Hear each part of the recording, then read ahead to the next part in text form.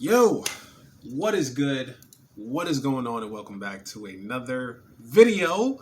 Um, I didn't write down what day it is, but either way, it's my weekly Friday video.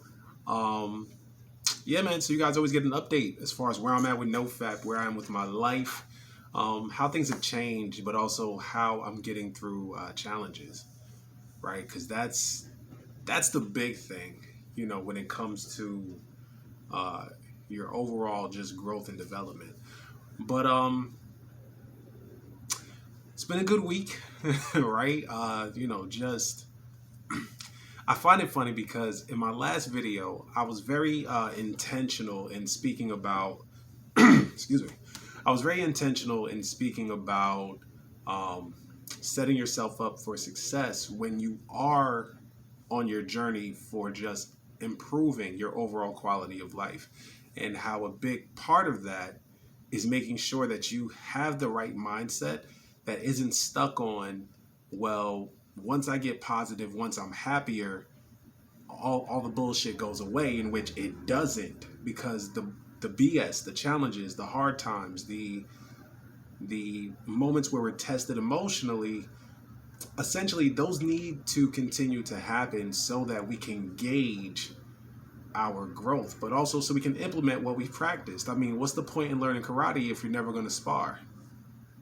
You feel me? So, so right now, if we're always in the gym practicing, our kata, practicing our motions and our technique, do we really know if we've gotten better overall? Because I mean, we have to fight, we have to get in the ring, we have to get on the mat, we have to put in the work, and life will always give us those opportunities again and again and again.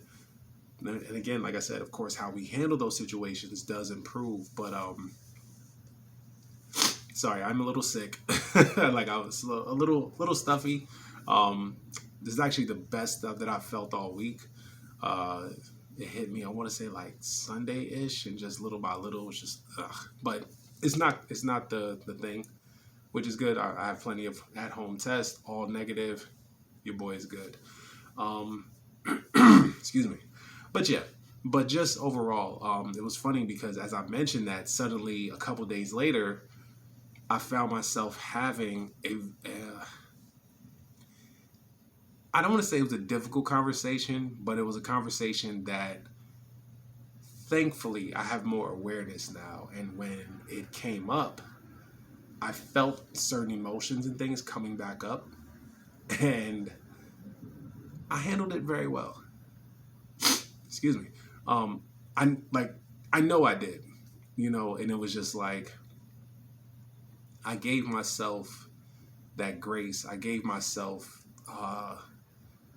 patience and understanding, like, hey, it's not that that person was doing anything wrong specifically in that moment. So I didn't hold them accountable to how I was feeling. I just, to myself, just owned the fact that, hey, this is a difficult conversation to have because it's a very familiar and hurtful conversation that I've had before, and I didn't handle it well.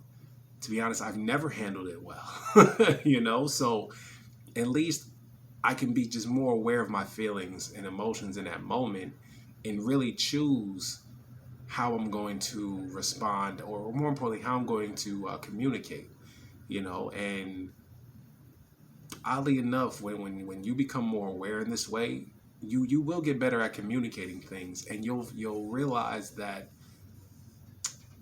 with certain people in your life, if you've ever felt like you guys are always clashing or butting heads, a lot of it was your fault. I mean, at the end of the day, when you just kind of understand that people are just going to be who and how they are, right? A lot of the energy that you would get is a lot of what you were putting out, even though you may have had your justifications for it, you may have had your reasonings for it. Was it right or wrong? Not necessarily, but a lot of what you got is because you were giving it, And so I just found myself, kind of just,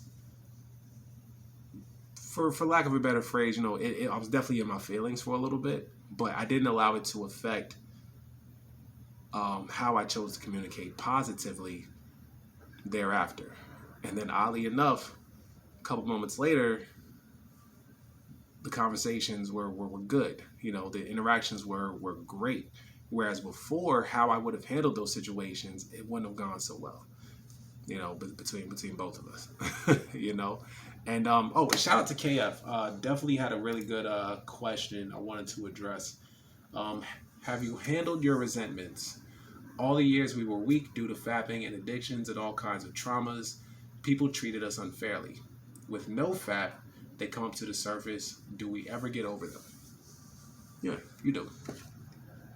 You do. And I don't mean to simplify the answer so much, but you do get over them because there is a great level of understanding, right? There's also a great level of forgiveness for them and for you. I would say about 80 to 90% of the forgiveness is really for you, because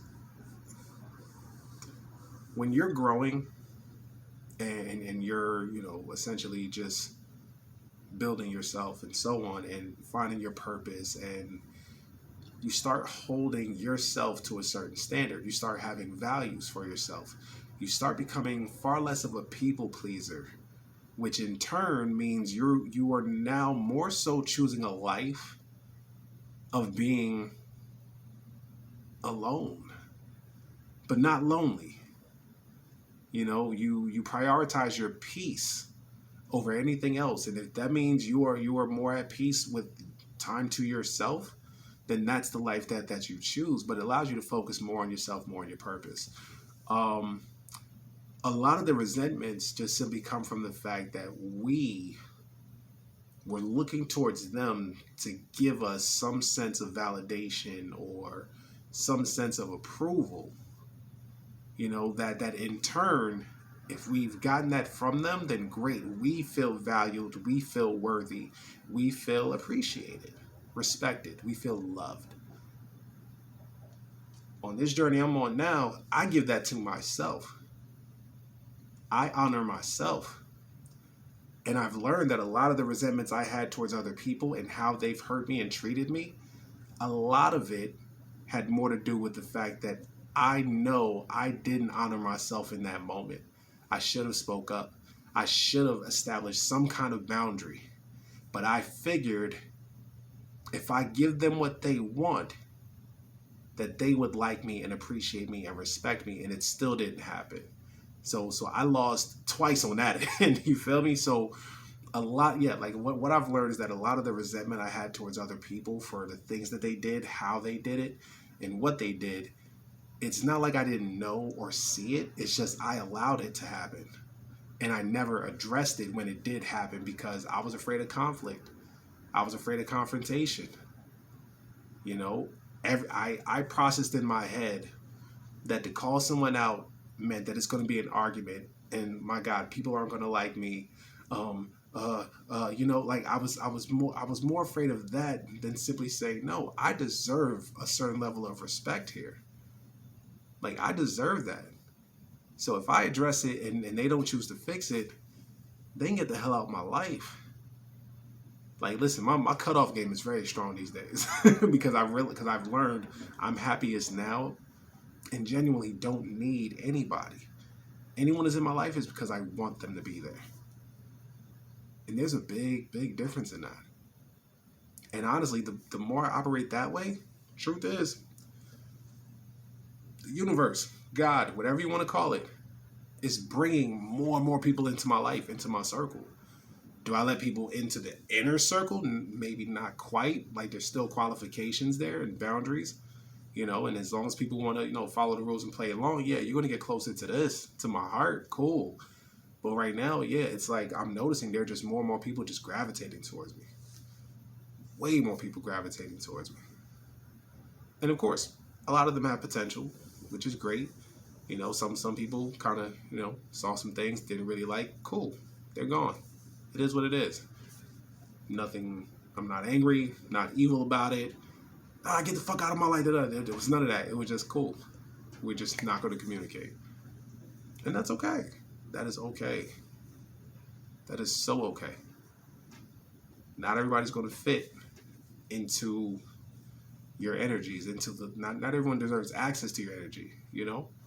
But yes, you do get over your resentments once you understand that people have been exactly who they've always been, and that most of your resentment towards them is really just a level of resentment, more or less, that you have towards yourself for not speaking up or honoring yourself when the disrespect happened.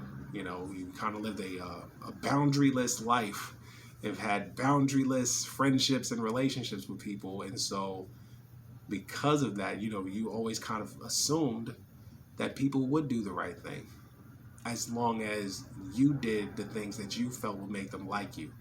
And as long as you feel that people like you, you feel that people will respect you. And that's not how it works. That's not how respect is given. Like, I've learned truly, if people like you, they're more likely to do things where they just don't respect you. Like, it's so weird. It's so ass backwards, and it shouldn't be that way.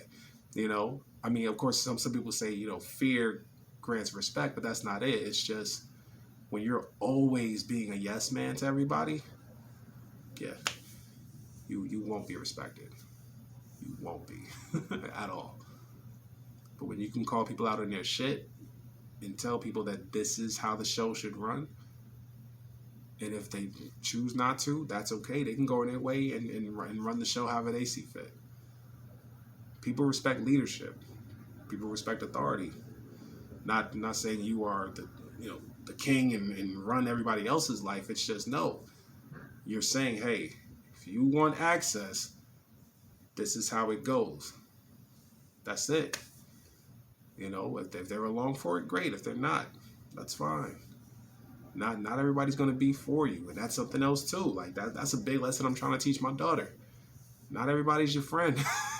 You know, I mean, and she has a great personality. My God, great personality.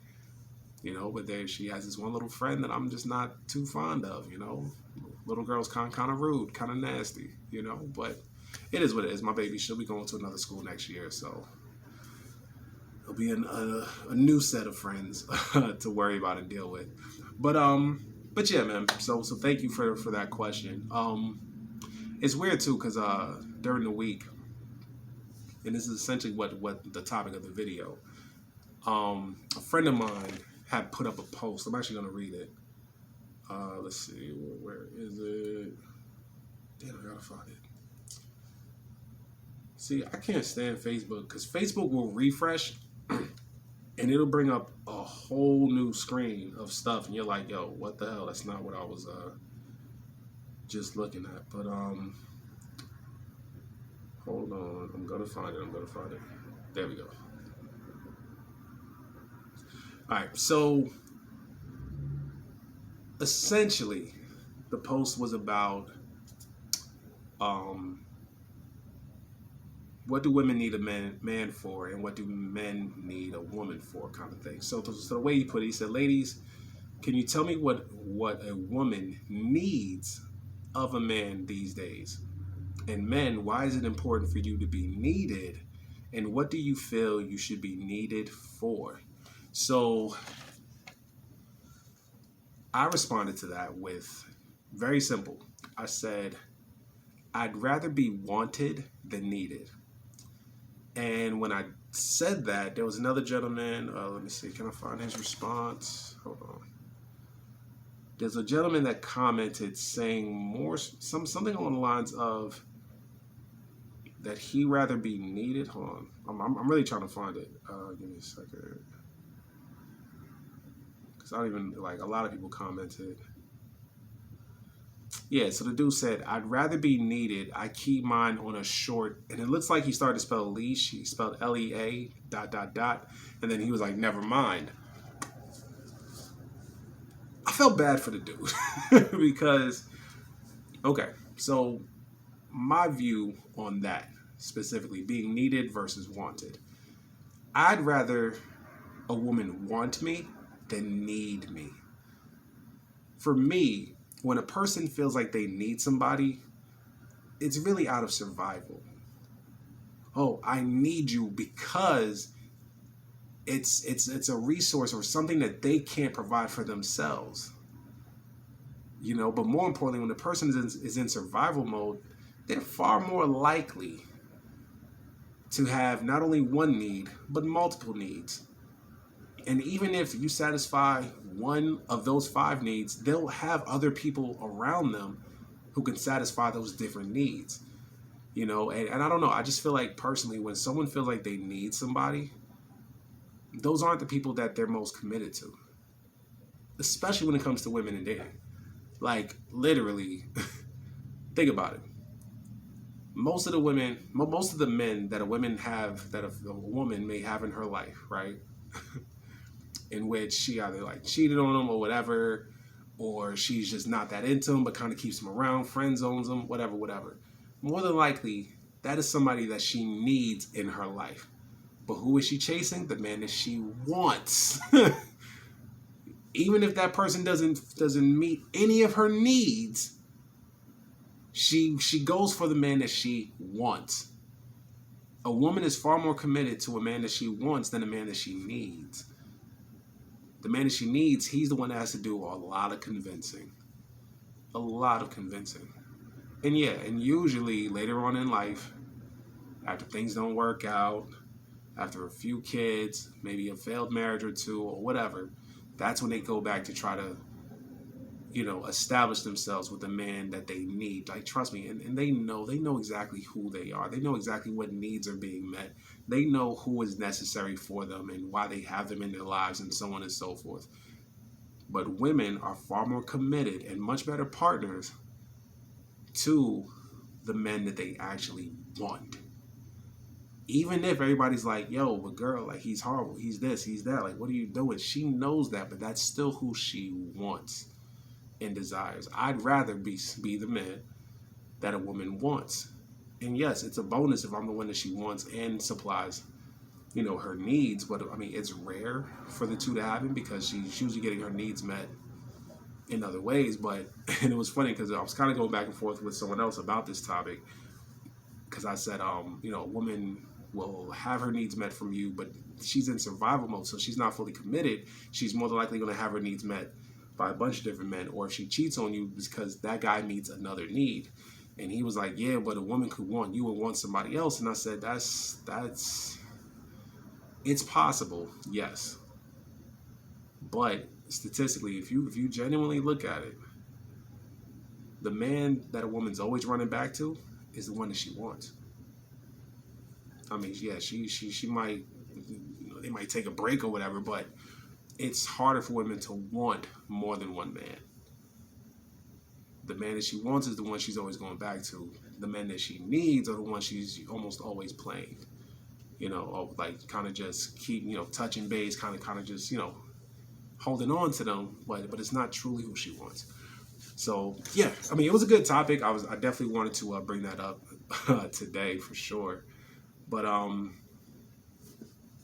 than that, there really ain't too much else. It's really not much else. I am excited tomorrow. I'm gonna go to the gun show. It's actually close by. It's not too far from where I live, so definitely looking for a specific firearm. So I'm hoping they have it. More importantly, I'm hoping it's a great price. Keep my fingers crossed. I mean, now I won't be able to show you guys, but I'm just hoping I get it. Like, I really am. So yeah, I'm really excited about that. But yeah, man. Aside from that, shout out to Walmart again for the Squid Game shirt. That shit is fire. And yeah, man, we'll do it again next week. All right. So as always, I love y'all, and I appreciate you. And more importantly, no matter what you're going through, and I mean this, and I'm speaking. Sorry, I'm getting emotional. I'm speaking from experience when I say this. Don't give up. Okay? Just don't. I know it's painful. I know it may seem like there's no end to it. But just change this. change this, get focused, start improving each individual area of your life. Improve the way you think, which in turn will improve the way you see things. It'll improve the way you perceive things, which then improves how you handle challenges. And the more challenges you handle, the more confidence you build. The more confidence you build, the better leader you become. And now you're becoming more organized. You're building a life of purpose. You also, in turn, it trickles down, man. Like it all trickles down in every aspect. I mean, it's almost like a domino effect of improvement. But you become just so much more confident in who you are. And more importantly, because of that, you become more confident that the next challenge happens, you got it. The next thing that happens, yeah, you got it. Now you realize you could take on anything. There's no longer this victim mentality. No more this woe is me. Why are these things always happening to me? You understand things are happening for you. But seriously, whatever you're going through, you can change the outcome. You just have to believe it first. All right? And I mean that. Listen, when I say I'm speaking from experience, I'm speaking from experience. Because with the way my week is set up right now, and again, I'm not going to talk too deeply into it. If someone were to tell me about 3 years ago that this is where I'd be in my life, I would tell them that they're fucking crazy. But you got to get right here first and do the work, all right? I love y'all, and I appreciate y'all. And we'll definitely do it again next week, all right? Peace.